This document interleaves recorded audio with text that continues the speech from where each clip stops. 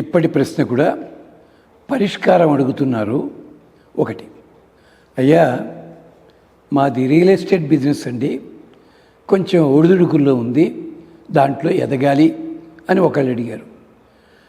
కొత్త ఇల్లు, సొంత ఇల్లు కావాలని అనుకుంటున్నామండి, దానికి ఏదో ఇబ్బంది వస్తుంది, కష్టం అవుతోంది, దానికి తగినట్టుగా సంపాదన మాకు లేదు, ధనం కూడా రావటం లేదు. అంటే రియల్ ఎస్టేట్లో ప్రాఫిట్ రావాలి, కొత్త ఇల్లు కట్టుకోవాలంటే దానికి తగిన ఆర్థిక వనరులు కావాలి. ఇది జరగాల్సింది. దీనికోసం కొన్ని పద్ధతులు ఉన్నాయి. మరి అందరూ అన్నీ చెయ్యలేరు. ఉదాహరణకి రామాయణంలో అరణ్యకాండలో లక్ష్మణస్వామి పర్ణశాల నిర్మించిన ఘట్టం ఉంది. 13వ అధ్యాయం అనుకుంటా, 13వ సర్గ. అది 120 రోజుల పాటు చేసి పరవాన్న నివేదన చేస్తే మీకు అనుకూలం అవుతుంది. రెండోది ఏమిటంటే భాగవతంలో ఉంది ద్వారకానగర నిర్మాణము. దశమస్కందం చివరి భాగంలో ఉంటుంది, కొంచెం పెద్దది, దానికి టైం పడుతుంది. మూడోది మహాభారతంలో ఇంద్రప్రస్థ నిర్మాణము 4 అధ్యాయుల్లో ఉంది. ఇవన్నీ కూడా మీ అవకాశాలను బట్టి చూసుకోండి, చేసుకోండి. కానీ అందరికీ ఉపయోగించేలాంటిది చిన్నది ఇప్పుడే చెప్తున్నాం, చూసుకోండి. 3 కొత్త ఇటుకలు తెచ్చుకోండి. సిమెంటు కాదు, మట్టితో చేసిన ఇటుకలు 3 కొత్త ఇటుకలు పట్టుకొచ్చి నేల మీద పసుపు కుంకుమ వేసి దాని మీద పెట్టుకోండి. పూజాగృహంలో పెట్టుకోండి. అది పెట్టుకుని ఆ ఇటుకలకు కూడా అలంకారం చేయండి. పసుపుతో అలికి కుంకుమ పసుపు వేసి బొట్టు పెట్టి ముగ్గు పెట్టండి. దాని మీద పెట్టి మీ ఇష్టదైవ విగ్రహాన్ని ఆ ఇటుకల మీద పెట్టి రోజు పూజ చేయండి.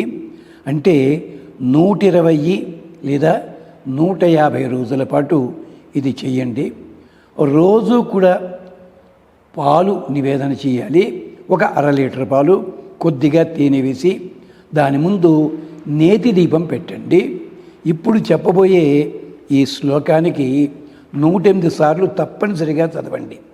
ఒకవేళ మీరు బయట ఊళ్ళు వెళ్ళినట్టయితే ఇంట్లో ఎవరినైనా చేయమనండి, మంచిదవుతుంది. ప్రతిరోజు కూడా పాలు నివేదన చేయాలి.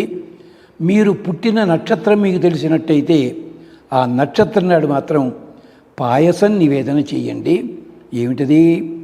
ఏహిమే వసుదే దేవి వారాహేణ సముద్ధృతే సర్వబీజధరే దేవి సర్వభూతాపహారిణి.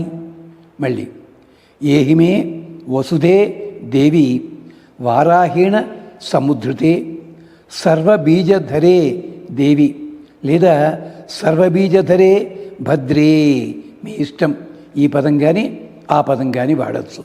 సర్వబీజధరే దేవి సర్వభూతాపహారిణి, సర్వభూతాపహారిణి లేదా సర్వభూత అపహారిణి, 2 అర్థాలు ఉన్నాయి.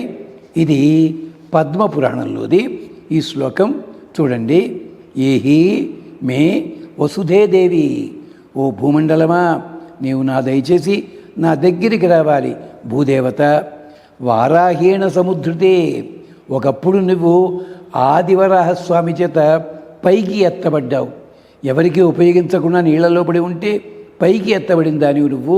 అలాగే నన్ను కూడా రక్షించవమ్మా. సర్వబీజధరే దేవి, అన్ని రకములైన బీజములకి, అంటే వరి ఇలాంటివి కానీ, వనస్పతులు కానీ, చెట్లు కానీ, మొక్కలు కానీ, కొండలు కానీ, ఇలాంటి వాటికి ఉండే బీజములు ఉంటాయే, వాటిని ధరించేదానివి నువ్వు. భద్రే, క్షేమాన్ని కలిగిస్తావు కదమ్మా నువ్వు.